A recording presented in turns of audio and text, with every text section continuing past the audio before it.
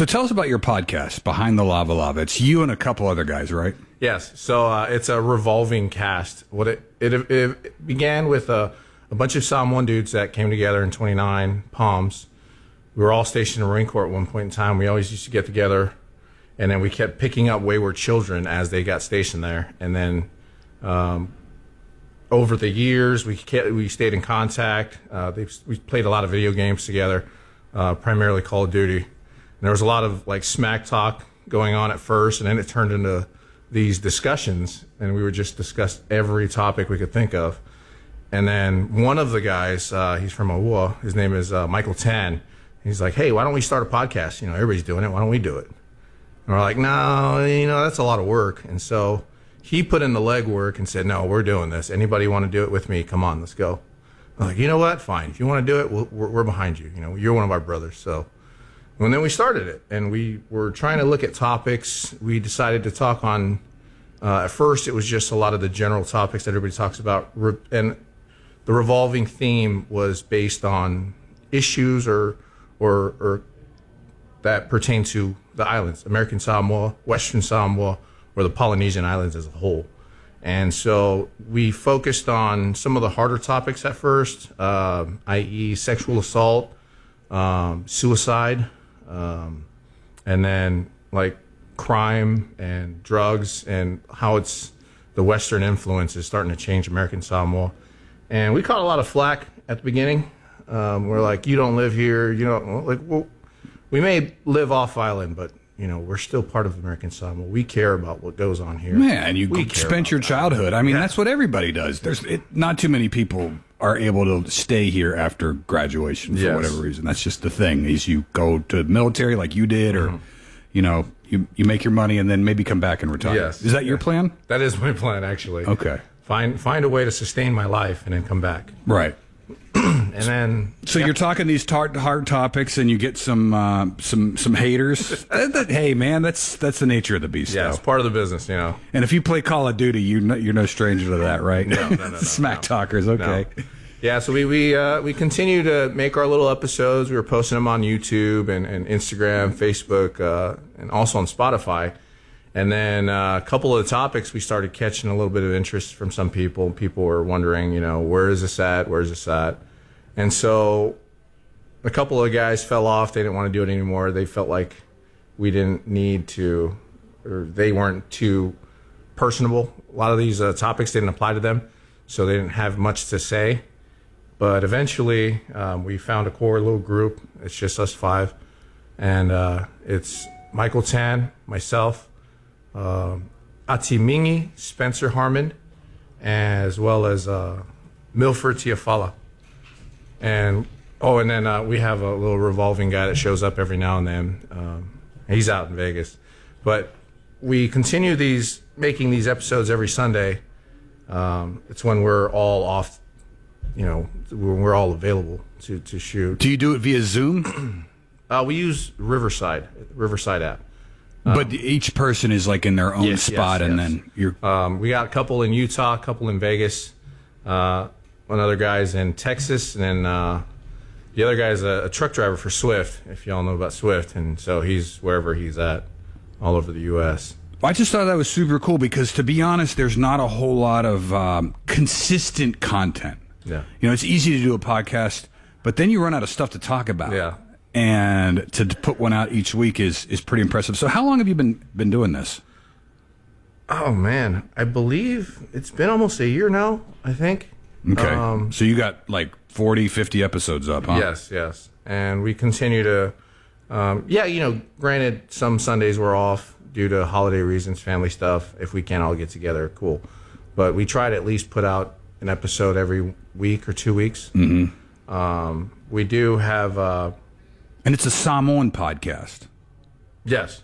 Which I think is cool because I don't know, well, I mean, you probably checked out the market better than I have. Are there that many Samoan podcasts? There's a lot more popping up now within the last 6 months. I'm starting to see a lot more. But the challenge is, can you do it every week? Yes. Can you get people to sit down and talk? And there's sensitive topics to talk about. Yeah. Which you probably catch, if you got family, your grandmother or somebody hears your name in the wrong circles. So people get scared of that. Yeah. So to be able to put yourself out there, I think is cool. I mean, to be honest with you, man, I do this show, and it's easy for me because I'm not from here, and I don't have those pressures that I think a lot of other people do. So I can kind of run my mouth here. But to get people to come on and speak openly is very challenging because of those other factors. You get fired at their government job, and people say that doesn't happen, but it totally does. Political correctness is a different demon in itself. Yeah. So, where are you guys at politically? Do you have like a liberal point of view or a conservative, or do you balance it out? Or I believe most of us we lean conservative / libertarian, sort of. Well, you are Marines, so that's but we have varying viewpoints. A lot of us, we bring in a vast difference of opinions in a lot of things, and obviously a lot of we're pro USA. So when you defend something with your life on the line, you tend to. Now, how does that respond though? Because you have a lot of Samoans that live in California. California is pretty opposite pro-U. I wouldn't say pro-USA. I mean, there are jokes there, but that's a left-leaning. Yes. Yeah. It's surprisingly, when the community is involved, when it comes to Samoans in the States, when it comes to topics or major topics or point of views or even stuff like this, a lot of Polynesians come out and support. They'll chime in, and usually the talking points are pertaining to their own opinions, but they support all Polynesian movements. And a lot of Polynesians are good about it in the States.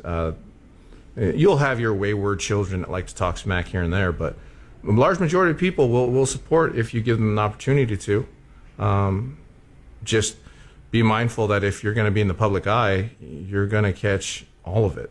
There's going to be negative comments, and you kind of have to push through it. Sometimes you might say the wrong thing, and you can be wrong. Sometimes you just got to admit that you're wrong and just keep going. We like to stress that a lot of our content from us is just we're a bunch of regular guys that were born here, grew up here, have family here, have ties to American Samoa or Western Samoa, and this is just our opinions. Some of it may not be correct, some of it may be correct, but this is how we view the world, and a large majority of that opinion is what everyone else has the same thing of. Oftentimes we're sitting here just following the main narrative that's pushed in through one side or the other, and you choose what you want to believe in. That's the freedom of it. But this is just our point of view. You can take it or leave it. In society right now, or in the land of internet, where we have information readily at our fingertips, we always love options, and that's what we are, an option.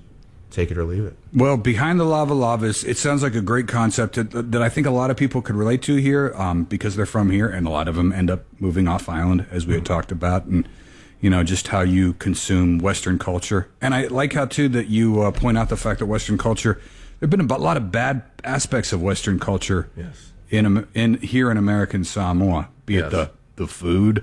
Yes. Man, the food. Yeah. It's so good, yet so bad. Boy, I tell you, you watch... KB's, have you seen this thing, American Samoa Beyond the Years? It's like a Facebook page, and it shows all these old photos. Yes.